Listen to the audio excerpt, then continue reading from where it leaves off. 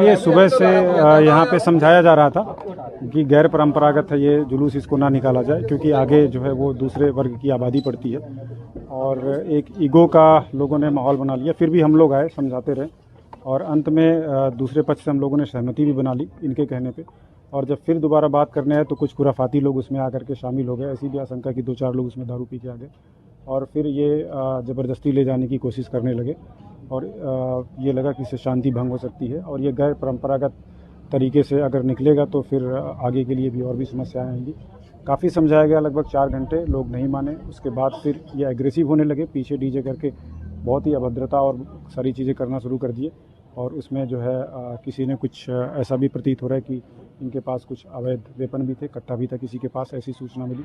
नमस्कार, मैं हूं कुलदीप द्विवेदी और अभी आपने जिन्हें सुना वो है आईपीएस अधिकारी, नाम है प्रभाकर चौधरी।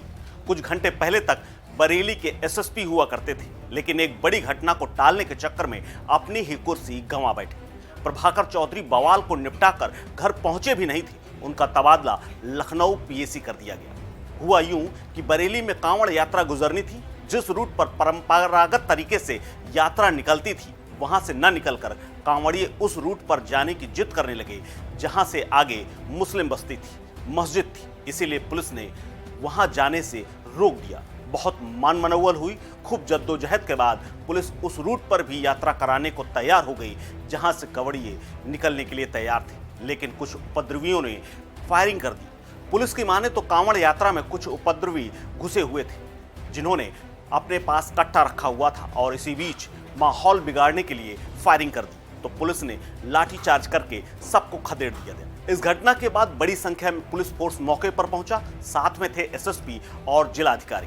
इस घटना के बाद जो हुआ वो और चौंकाने वाला था। बरेली के इस बवाल की सूचना जैसे ही लखनऊ को लगी, प्रभाकर चौधरी के तबादले का पत्र टाइप होने लगा, जिसमें लिखा था आप तत्काल प्रभाव से पद से मुक्त हो किए जाते हैं और लखनऊ पीएसी का चार्ज संभाल लें। अब बरेली में एसएसपी का पद घुले सुशील चंद्रभान संभालेंगे। प्रभाकर चौधरी कांवड़ियों के इस उपद्रव को संभालने के बाद अपने घर, अपने सरकारी आवास भी नहीं पहुंचे थे।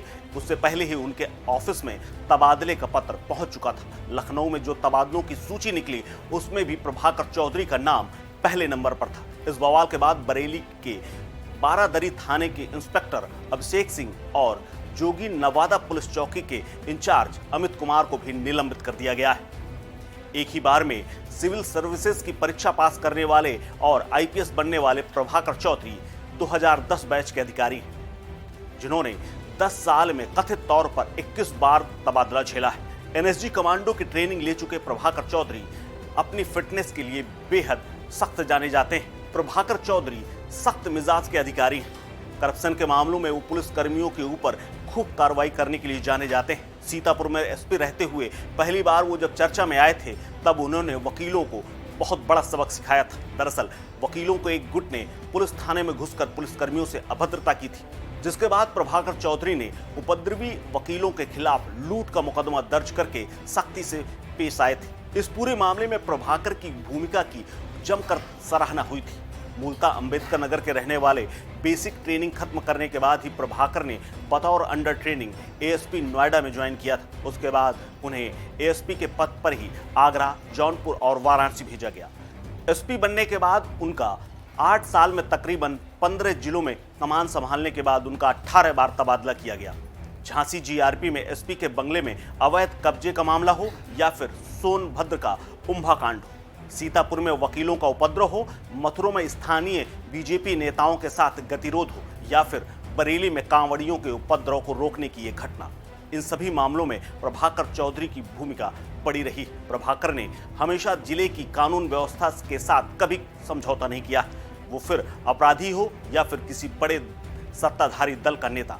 अपराधियों के लिए जीरो टॉलरेंस पर काम करने वाले प्रभाकर चौधरी की गिनती जनता की सुनवाई पर त्वरित कार्रवाई, अच्छा काम करने वाले पुलिसकर्मियों की हौसला अफजाई और पुलिस के साथ बदसलूकी करने वालों को कानून की ताकत का एहसास कराने वाले अधिकारियों में उनका नाम आता है। सपा सरकार में प्रभाकर चौधरी को अक्टूबर 2016 में कानपुर देहात का एसपी बनाया गया था, तो वहां पर स्टूडेंट की तरह एक पिट्ठू बैग लाद कर वो पहुंच गए थे ज्वाइन करने। प्रभाकर चौधरी की कार्यप्रणाली से सीएम योगी भी प्रभावित रहे हैं। यही वजह है कि सीबीआई के 4 बार के रिमाइंडर के बाद भी अब तक उनको रिलीव नहीं किया गया था।